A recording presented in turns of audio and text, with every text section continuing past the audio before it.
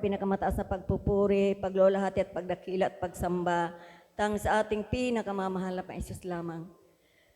Dobling pagalang sa ating dearly beloved Evangelist Tully Estrada Almeida, sa pag-alaala sa mga naiwang turo at aral ng ating beloved Assistant Pastor Linas Almeida at ng ating beloved Pastor Wildy E. Almeida, sa mga beloved children, sa lahat ng mga ginagamit sa kanyang banal na ubasan, sa lahat ng mga kapatiran naririto, sa lahat ng mga manggagawa. Magandang hapon po sa bawat isa sa atin. Hallelujah. Labis ko pong pinasalamatan ang ating mahal na Panginoon. Talaga pong napakasarap damhin ang presensya ng mahal na Panginoon sa gawain at mga minamahal. Amen.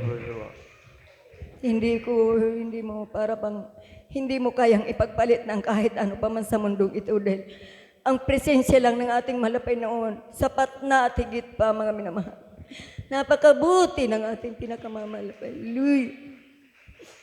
Labis ko pong pinasalamatan ang mahal na Panginoon dahil sa mga biyaya niya sa aming buhay. Alam niyo mga minamahal, ito lang nagdaang linggo mga minamahal, may magpapasahan na po ng mga yung pong magpaparangking mga minamahal sa DepEd, mga minamahal. Nag-asikaso po sila ng mga requirements. Isa po sa mga tumawag sa amin, mga minamahal, yung kaklase ng aking mahal na anak. Pero bago pa yan, mga minamahal, ako po talaga, sa tuwing may mga magiging baguhan, mga minamahal na, yung pong makakarating sa amin, mga minamahal, nananaginip ako, mga minamahal na, about sa maliit na bata na inaalagaan. Kasi po yung aking mahal na kapatid, bago po yun napunta sa amin mga minamahal, hindi ko naman po, wala naman po kung plano na uuwi siya para dito manirahan sa amin ng kaunting panahon. Naginip po ako na yung si Agnes daw mga minamahal, yung anak ko si Agnes na nag-aayos daw siya ng mga damit na sabi niya, mama itapon na natin itong mga damit na to kasi marami na tayo ditong nakaimbak. Sabi niya, nakakasagaba lang dito sa bahay, nakakasikip. Ngayon, nakita daw niya yung mga maliliit na damit na pang baby, mga minamahal. Sabi ko, ay mama, mayroon pa palaan niya dito. Sabi ko, wag mong itapon yan. Itago mo lang yan dyan. Sabi ko, magagamit natin yan. Sabi ko pong ganun. Pero wala naman po akong inisip na kung sinong manganganak. Wala naman po. Alam niyo mga minamahal, weeks lang mga minamahal ang lumipas sa panaginip ko na yan. Tumawag po yung aking mahal na kapatid na uuwi daw siya kasi na-aksidente po siya. Dito daw siya sa amin magpapagaling. Kaya purihin ang mahal na Panginoon dahil talaga pong nabautismohan po siya dito sa atin bago po siya bumalik ng Maynila. Kaya pisalamatan ko po yan sa ating mahal na Panginoon. At ito naman mga minamahal, nagdaang linggo mga minamahal, na naginip naman ako mga minamahal. Sabi ko, may inaalagaan daw po ako sa aking panaginip na maliit na baby. Pero mas bata pa kaysa kay Amare, mga minamahal doon sa aking apo. Sabi ko, kinabukasan sabi ko sa aking mahal na anak, sabi ko, sino na naman kaya ang darating dito sa atin na magiging baguhan? Sabi ko pong gano'n.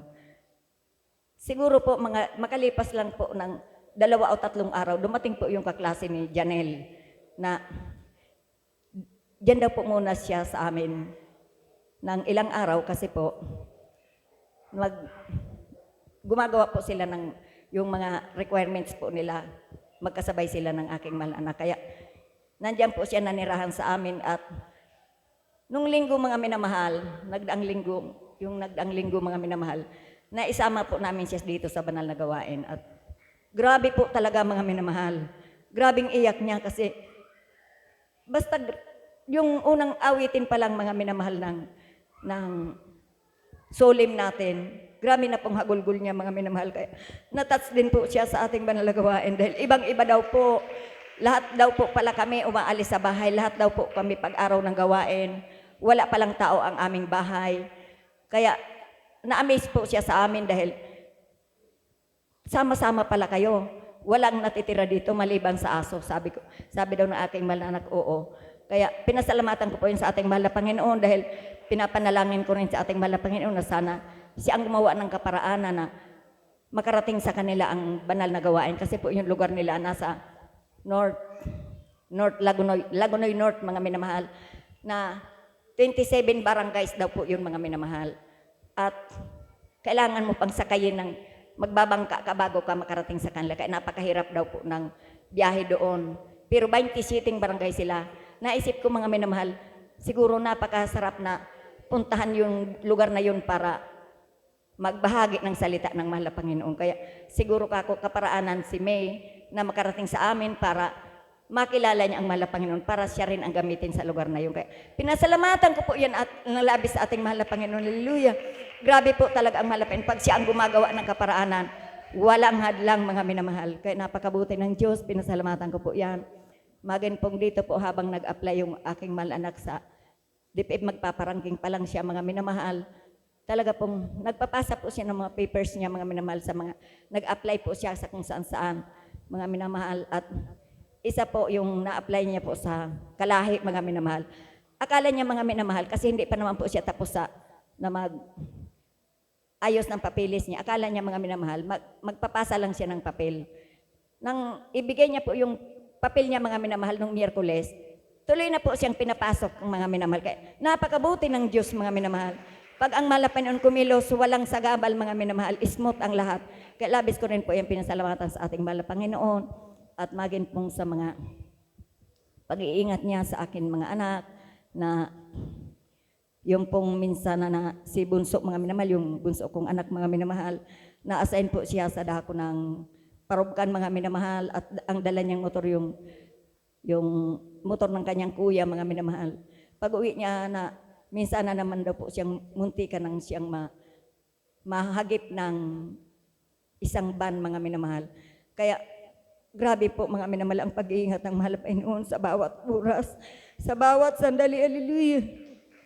Napakabuti ng Diyos, mga minamahal. Kung wala tayo sa mahal na Panginoon, mga minamahal, siguro po may nangyari na rin po sa kanya, kasi pang ilang beses niya na po yan nangyari na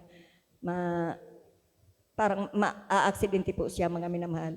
Pero hindi po yan natutuloy dahil po yan sa kapangyarihan ng ating pinakamamahal na Panginoon, ating pinaglilingkuran dito sa ating banal na gawain. Napakabuti ng Diyos sa paunang panlambilabid, pastor, hanggang ngayon, mga minamahal. Tinatamasa natin ang pag-iingat, pagpapala ng mahal na Panginoon sa bawat isa kayo. Napakabuti ng mahal na Panginoon sa buhay namin, mga minamahal. Labis ko yung pinasalamatan sa ating mahal na Panginoon at pinasalamatan ko rin, mga minamahal, ang mahal na Panginoon sa mga pagsubok na aming pinagdaanan nung magkaroon po ng karamdaman yung aking mahal na anak na almost 1 year, mga minamahal, na nariyan siya na grabe, mga minamahal, na tiniis namin ang puyat, ang hirap na sa paghinga na aking mahal na anak, nariyan, mga minamahal, halos bilang ina, mga minamahal. Yung paghinga niya parang ako rin, mga minamahal, ganun din ang kalagayan sa pakiramdam ko lang po. Pero ang mahal na Panginoon, mga minamahal, hindi po siya bingi para hindi niya tayo marinig. At hindi siya bulag para hindi tayo makita. Hallelujah. Grabe pong pasalamat ko sa ating pinakamamahal na Panginoon sa mga panahon na yan, mga minamahal, na sa kabila ng mga paghihirap na yan, mga minamahal, kasama natin siya araw at gabi. Sa aking pagpupuri sa madaling araw, damang-dama ko ang banal na presensya niya. Hallelujah. Kaya kahit minsan hindi talaga kami pinabayaan ng ating pinakamamahal na Panginoon. Sa kabila ng mga pagsubok, kagalakan man o kahirapan, nariyan, palagi namin siyang pinupuri araw at gabi, mga minamahal, upang makasama namin ang ating pinakamamahal na Panginoon sa bawat sandali. Hallelujah. Grabe, mga minamahal, ang pag-ibig ng Diyos, mga minamahal, talagang sa tuwing magpupuri ako, mga minamahal, nariyan siya. Hallelujah. At para bang sinasabi niya sa akin na huwag akong magulumianan dahil hindi niya kami pababayaan. Hallelujah. Kaya nung nasa ganong kalagayan na aking mahal anak, parang walang kaba, mga minamahal, walang takot, kahit nariyan na, mga minamahal, ang sign na talagang mamamatay na aking mahal anak. Dahil yung kuto niya, mga minamahal, talagang dumagsa yan sa kanya, mga minamahal. Tapos po, yung maputi na po siyang, grabe po, yung pakiramdam mo, wala na siyang dugo, mga minamahal. Kasi maputla na po siya. Pero parang walang takot lang po sa akin, hindi pa ako kinakabahan, hindi pa ako natakot. Kasi sa tuwing magpupuri ako, sa tuwing mararamdaman ko ang banal na presensya ng mahal na Panginoon, para bang sinasabi ng mahal na Panginoon sa akin, magtiwala ka. Napakabuti ng ating pinakamamahal na Panginoon. Hallelujah! Hallelujah! Hallelujah! Kaya, sinong hindi maglilingkod sa ating pinakamamahal na Panginoon? Hallelujah! Napakabuti ng Diyos, mga minamahal sa gawain natin. Mga bagay na hindi ko nakamtan noon, dito nakumtan ko sa gawain na ito, mga minamahal. Dakila ang ating pinakamamahal na Panginoon. Hallelujah! Kaya salamat sa ating pinakamamahal na Panginoon sa mga pagpapalang physical, pagpapalang material, lalong higit sa pagpapalang espiritual.